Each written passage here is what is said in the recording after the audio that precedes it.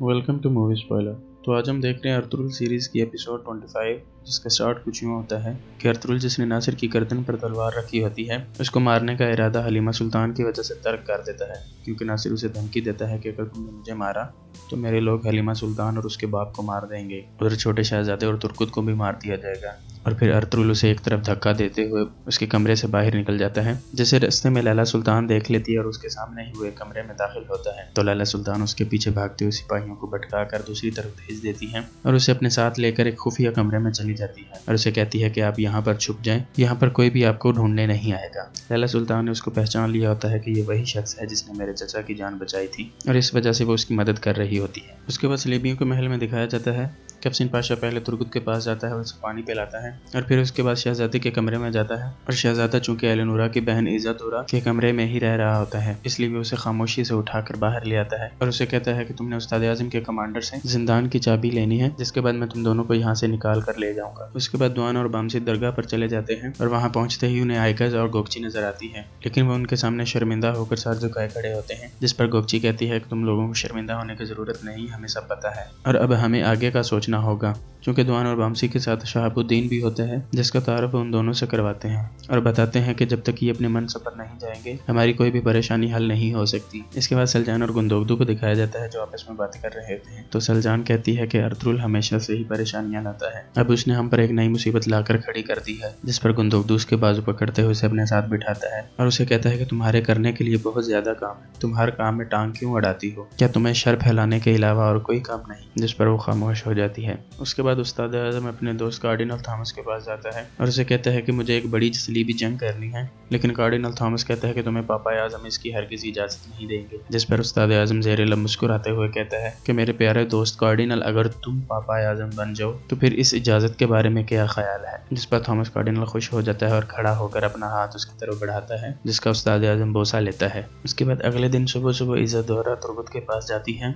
और उससे पूछती है कि क्या तुम जिंदान में किसी जिवानी नाम के कैदी से मिले हो, जिस पर वो कहता है कि वहाँ पर तो सिर्फ एक ही कैदी है जिसका नाम उमर है और वो मुसलमान है। तो इज़ादोरा खुश हो जाती है और उसे कहती है कि अगर तुम उस शख्स से पूछकर मुझे बताओ कि क्या वो इज़ादोरा को जानता है तो मैं अपनी जान पर खेल कर भी तुम्हें यहाँ से आज़ाद करवा दूंगी, जिस पर तुर्गुत राजी हो जाता है। इज़ादोरा की रसाई तुर्गुत तो आसानी से इसलिए भी हो गई क्योंकि उसे सहन में एक चक्के से बांधा गया था, जिसे याददाश्त भुलाने वाली दवाई पिलाकर हर रोज घुमाया जाता था ताकि वो अपनी पुरानी याददाश्त भूल कर सलीबियों का सिपाही बन जाए। इधर लैला सुल्तान अर्तुगरुल के लिए खाना पानी और कपड़े लेकर आती है और उसे कहती है कि आप कपड़े चेंज कर लें, फिर मैं आपको यहाँ से निकालने का कोई बंदोबस्त करती हूँ। उसके बाद सुलेमान शाह भी हलम में पहुंच जाता है और सीधा दरगाह पर जाता है, जहाँ वो दुआन और बामसी से मिलता है और वो उसे सारी बात बता देते हैं। उसके बाद वो वजीर शहाबुद्दीन से मिलते हैं और अपने एक सिपाही के साथ शहाबुद्दीन को कई कबीले भेज देते हैं और कहते हैं कि आप वहाँ पर ज्यादा महफूज रहेंगे। इधर सलीबी किले में अफसिन पाशा का दोस्त सलीबी सिपाही और उस्ताद आज़म से बयान कर रहा होता है, तभी छोटा शहजादा मौका पाकर उस कमांडर के कपड़ों के साथ लटकती हुई एक चाबी खींच लेता है, जिसे इज़ादोरा भी देख लेती है। उसके बाद नासिर अमीरुल अजीज के पास आता है जो उससे अस्मा के बारे में पूछता है, लेकिन वो बताता है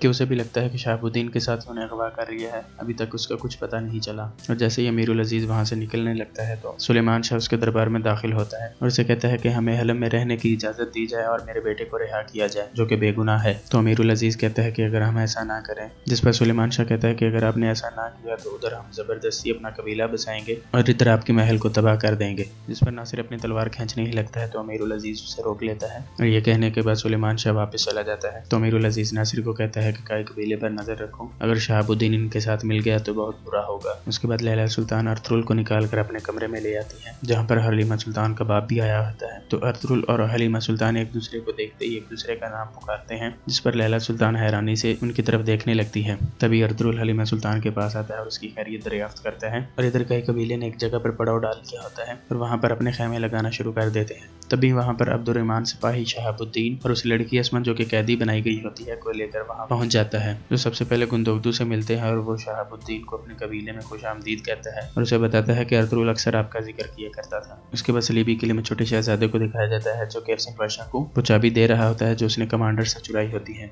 और वो कमांडर दूर छुपा हुआ उनको देख रहा होता है क्योंकि उस्ताद आज़म को अफसिन पाशा पर शक होता है, जिस वजह से उसने उस कमांडर को उनके पीछे लगाया होता है। और इसी के साथ इस एपिसोड का इख्तिताम होता है। अल्लाह हाफिज़।